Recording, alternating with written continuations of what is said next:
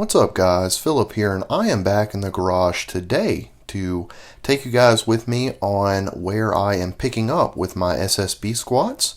I took last week off due to a groin issue, and it's not completely better, but it feels good enough to kind of push through right now. So I'm back on the SSB train, and I did not know what kind of rep scheme or pause or constant tension reps. I didn't know what I wanted to do today, and I ended up settling on some long pauses. I do not have very flexible hips, and I'm not very comfortable at the bottom of a squat position.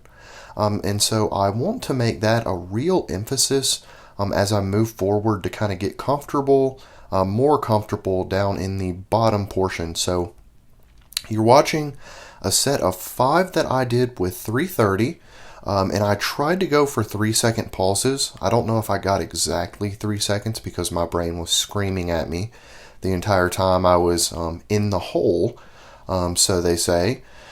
But I definitely made a concerted effort to get a long pause and kind of sit down in that position and try to really feel it out. And this set went pretty well.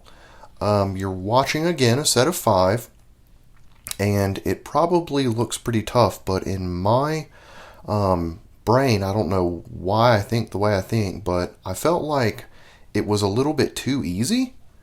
I guess it was after I re-racked it and I was waiting for my next set. I thought, well, that was a little too easy. So I went ahead and jumped up to 350, put a 10 on each side, and it went well. It was heavy, as you would imagine, but tried to keep the same 3-second pauses for this set.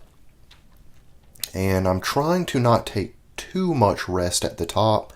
That's something that I'm notorious for, and I'm trying to get more comfortable with just doing the reps without so much rest at the top. Kind of push myself and pace myself a little better than I have historically on squats. So you're watching this, long pauses. These were tough, guys. I would definitely recommend you try some sets for long pauses.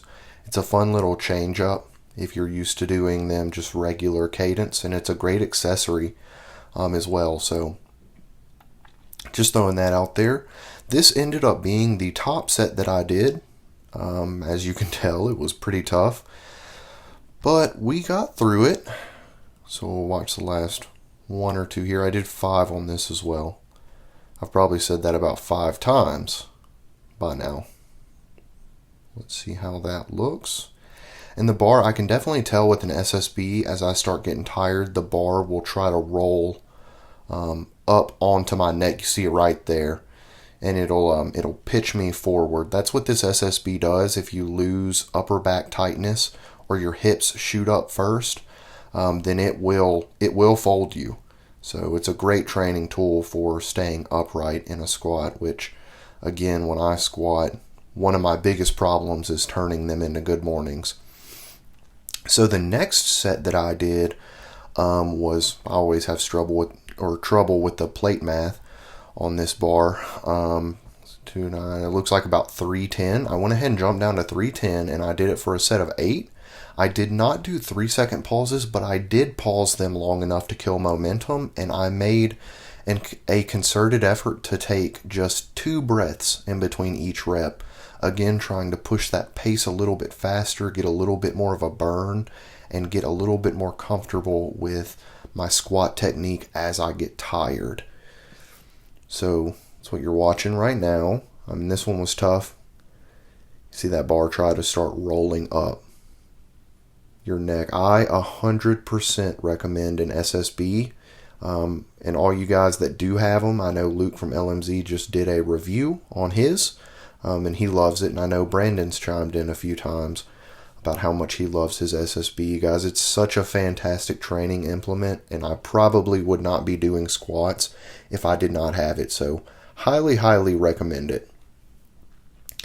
But next, I went ahead, I jumped down to just 290, and I really didn't even want to do another set. At this point, I was 3 working sets deep, but I compromised with myself, and I said I would do one more, get a good burn, but not go to RPE 10 like I do on every single set. So that's what you're watching here. I ended up just doing 5 with this, and again, trying not to take a bunch of rest at the top, but still trying to reset in between each rep. So that was the SSB work for today. I moved on to just some single leg split squats. I love doing these every once in a while, so they're definitely a squat accessory in the rotation. And I did not feel like doing belt squats again today, so I went ahead and did a few sets of these. So just warmed up with 8 reps on each side. I can really feel the groin act up most in these. You can see I'm being pretty tentative with them. And then I just went ahead and went up to 40-pound dumbbells, and I didn't go any higher than that. This first set I did 12 on each side, and I ended up doing 3 sets with the 40s. See, it's kind of hard for me to balance on these. I love unilateral exercises because there's an extra balance aspect. They definitely improve your coordination. So, knocking out the other leg. These are killer. I mean, I'm sure everybody watching this has done split squats at some point, but single leg split squats are disgusting if you push them. So, moved on, showing you guys the last of my 3 working sets. I went ahead and took the knee sleeves off. They smelled really bad at this point, so I had to get them out of my face. But I went ahead and just did 8 reps on each side. I was trying to kind of tempo them and do a short pause at the bottom of each one. Again, as you've watched my videos, I love pause reps. I pause everything. It's just a control thing. That didn't sound right, but you get what I'm saying. Good. After those 3 working sets, I went ahead and did 1 more body weight set just to kind of finish it out and say I did another set. And then I finished up with 4 rounds of calf raises. Guys, you do not need a fancy machine to work your calves. I'm here to tell you right now, definitively, you do not need a fancy machine. I like to use my belt squat every once in a while for calf raises just to say I do it. But most of the time, my calf work exclusively consists of just single leg calf raises, high reps, 40 to 50 reps on each leg for about 4 rounds, and I am toasted. Or 5 rounds most of the time, and I'm toasted. So that was the workout today, guys. I am considering for my next gear review doing either a review of my PR5000 or my Titan Roller J Cup. So chime in down in the comment section below which one would be more helpful. I appreciate you guys watching this, and I will catch you guys later.